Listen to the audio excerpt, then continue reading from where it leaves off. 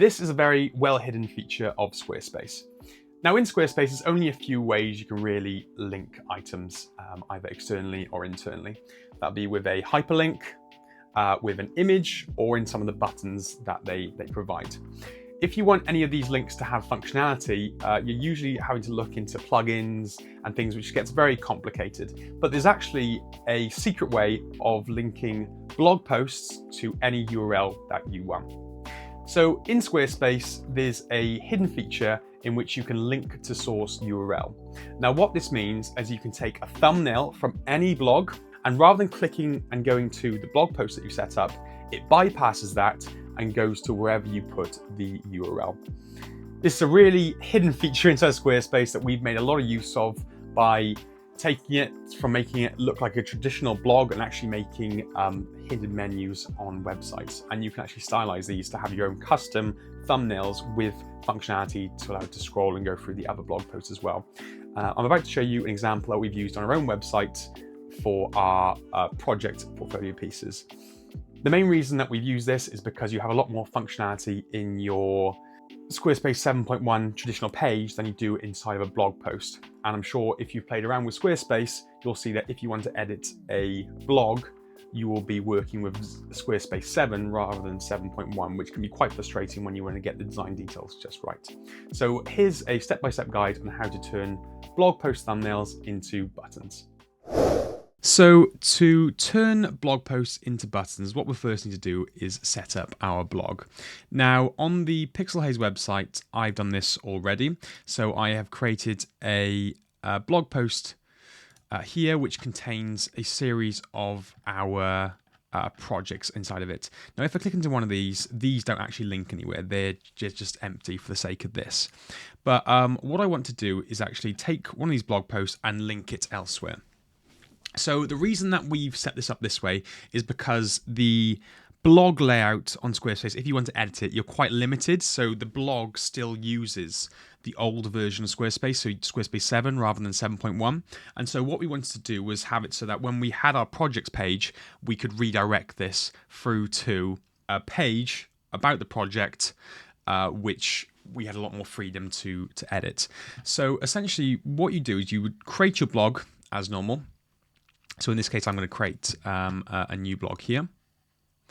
And what I'm going to do is I'm going to set this up so it's redirected to a client project. So I'm just going to go to, let's call this Pixelhaze for this case. I'm going to hit save. And for this instance, I'm going to say, right, we want to send this to the projects page and to our branding service. So what you would do is you come into the settings here. Click on settings. In this case, I'm going to quickly add my own image in here. So I'm just going to add this nice hilly scene. So we have a thumbnail image. This is what they would click on. This is the button they would see. And you can see here, I've created a sub menu. So this is basically a blog, but I've just called it sub menu project to make it nice and simple for myself. And what we want to do is find this section here, which is source URL.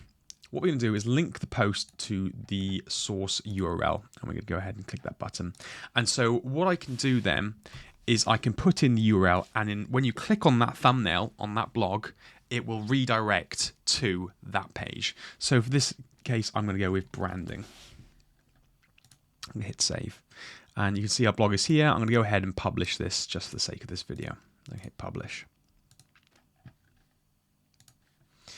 So what I'll do is I'm going to come to our Meet the Team page, and what I want to do is once they've met the team, they can go to a summary block, which then takes them to the project. So what I'm going to do is I'm going to add in a new section, and then going to add in a summary block. This can be any block you want, but for my case, I just want this to be a nice simple summary block. I'm just going to change the design a little bit. So I'm going to change this to a carousel layout, put that to 30, and then we'll have the 3 in there. That's fine. Then what I will do is I'll select a page. Now in this case, I want to find the blog that I was just working on, and I've called that submenu projects. And you can see these are now filtering through onto the page. So what I'm going to do is click edit. I'm going to turn off the date posted. I'm going to keep the title so it's nice and simple. So those are filtering through there. I might even then change the aspect ratio.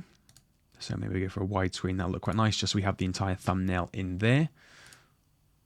And then going to hit save when go into it normally. So we'll scroll down to the bottom. We have our summary block coming through as is. And then we have our blog post, which is filtering through the bottom here. Now, what would typically happen is you click on this and it would go through to that individual blog. But because I've redirected it, and it takes me to the branding page on my website.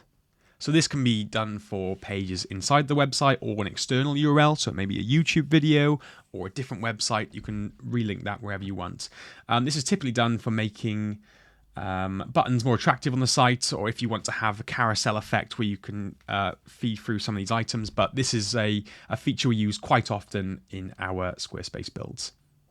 Thank you for watching, and if you need help with your Squarespace site, get in touch at pixelhaze.studio.